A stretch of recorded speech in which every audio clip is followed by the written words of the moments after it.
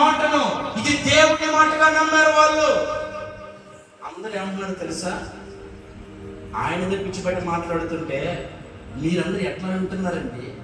ఏదో రాకడ వస్తామంట, మహిమ శరీరం అంట, సమాధానాన్ని లేస్తామంట, బుయ్యిని పోతామంట, ఈ సైన్సికులో జరిగే పనేనా అని ఏడుగురిని చాలా మంది శోధించారు. కానీ ఏడుగురు ఏమన్నారు తెలుసా? చెప్పిన వాడు దైవజనుని దేవుని మాటను తీసుకొని చెప్పాడు.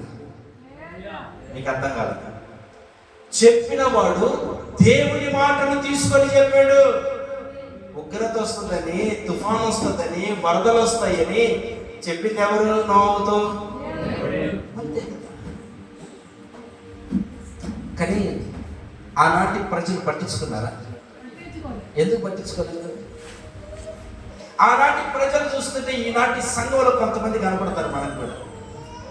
దైవజనుని మాట దేవుని మాటగా నువ్వు ఎప్పుడు పట్టించుకుంటావు? అయ్యో, చెబుతున్నవాడు బలిపీఠం నుంచి పలుకుతున్న మాటలు, చెబుతున్న వాక్యము ఇది దేవుని మాట అని నువ్వు ఎప్పుడు పట్టించుకుంటావు చెప్పు? దైవజనుని హెచ్చరిస్తుంటే దేవుడు నన్ను హెచ్చరించడానికి పట్టించుకుంటున్నామా?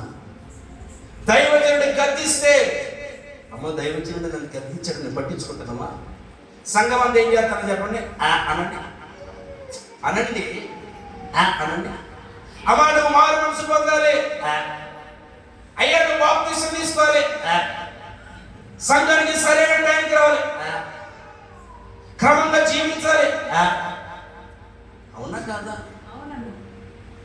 దైవజనుడు ఇక్కడ కూర్చొని వాక్యాన్ని చూపిస్తూ ఓ సంఘమా నీకు ఒక క్రమం ఉండాలి, మేము పాటించాం అంటే మేము పట్టించు.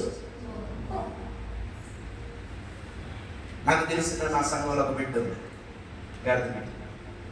ఆ బిడ్డ ఉద్యోగం కావాలయ్యా, ఉద్యోగం కావాలయ్యా, ఉద్యోగం కావాలయ్యా, ప్రార్థన చేయ్యా, నువ్వు ప్రార్థన చేయ్యా, నువ్వు ప్రార్థన పదే పదేసారి నాకు రిక్వెస్ట్ పెట్టాను. నేను ప్రార్థన చేసి దేవుడి కృపను బట్టి ఆయనకు ఉద్యోగం వచ్చింది.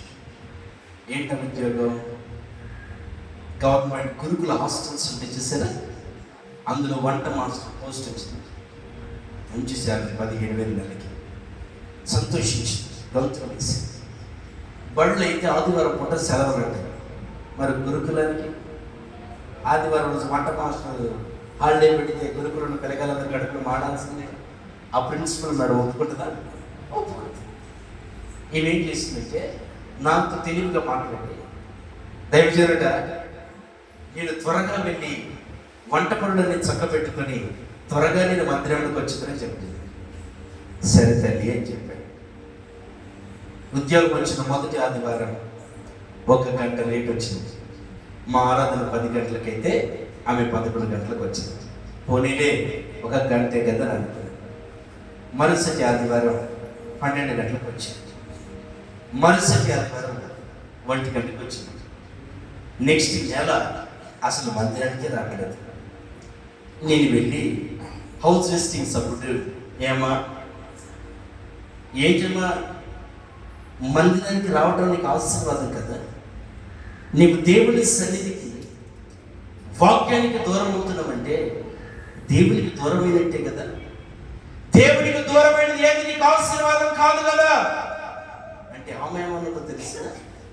అయ్యా నేను పనికి పోతే 1 రూపాయి వస్తుంది, నేను ఆ రూపాయలను నీకు కూడా 1 రూపాయి ఎత్తగా. హలో, నా మాట మీకు అర్థమైందా? నీ పనికి పోతే 1 రూపాయి వచ్చింది, నన్ను పని మానుకొని నువ్వు మందిరానికి రమ్మంటున్నావు. ఆ రూపాయి లేకపోతే నీకు లేదు, నాకు బిస్కెట్. నేను అన్నాను, నీకు లేకపోయినా నాకు లేకపోయినా ఆకాశ పక్షులు విత్తవు, కొయ్యవు, పొట్టలో కూర్చుకొనవు, వాటిని పోషించువాడు వాళ్ళు పోషిస్తాడు. మందిరానికి రా. సరే అన్నది. కానీ మందిరం రావడం మానేసి జరిగిన విషయం ఏంటి తెలిసిన? ఒక ఆదివారం పూట పొద్దున మందిరానికి వచ్చి పెద్ద మొక్కలు నిండు ముసుకేసి ఇక పాడుతాడు, అంతా నా మేలుకే ఆరాధన చేసి ఏడ్చుకుంటూ పాడుతాడు. ఎన్ని తలచినా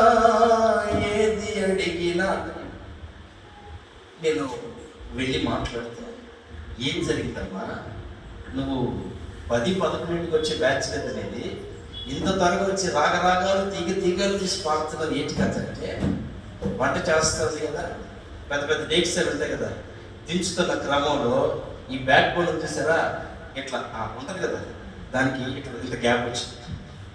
డాక్టర్ దగ్గర పోతే అన్నాడు కదా, నువ్వు చీపిరి పుల్ల ముట్టుకుంటే నీకు ఆపరేషన్ చేయాల్సింది, వంగి చీపిరి పుల్ల తీసుకుని నీకు ఆపరేషన్ చేయాల్సిందే, ఇక నువ్వు పనికి పోతుందని చెప్పారు. ఇదే విషయం హాస్టల్ తెలిసింది, వాళ్ళు కూడా తీసి పాత పడేసి ఇక ముందులేదు కూర్చొని ఎన్ని తలచినా ఏది అడిగినా జరిగేది నీ చిత్తమే ప్రభువా, జరిగేది నీ చిత్తమే అని పాట్లాడుతుంది. అరే దైవజనుడు ముందే హెచ్చరించాడు కదా, దేవుడి కంటే ఏది ముఖ్యం కాదు, దేవుడే మనకు ముఖ్యం, దేవుడే మనకు ప్రాధాన్యమని ఆయన ప్రకటించినప్పుడు ఆ ప్రకటన పట్టించుకొని ఉంటే ఇంతకాడికి వచ్చేదా? ఇప్పుడు ఆమె ఏ పరిస్థితి తెలుసా? Bed rest. ఏ రెస్ట్? Bed rest. కదలకూడదు. చెక్క ఒకటి వేయించుకుంది, ఇక చెక్క మీద డిస్క్ అయిపోయింది, డిస్క్లో గ్యాప్ వచ్చింది, వేరు మీద పెడుతుంది హాస్పిటల్.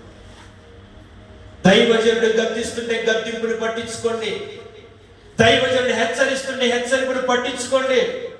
అమ్మా ఏంది అహంకారం, ఏంది అట్లా బ్రతుకుతున్నావు అని నిన్ను ఎప్పుడైనా దైవజనుడు ఆత్మపూర్ణుడై బలిపీఠం నుండి నిన్ను ప్రకటిస్తే నువ్వేలా ప్రకటనని పట్టించుకోవాలి, హెచ్చరిస్తే తీసుకోవాలి.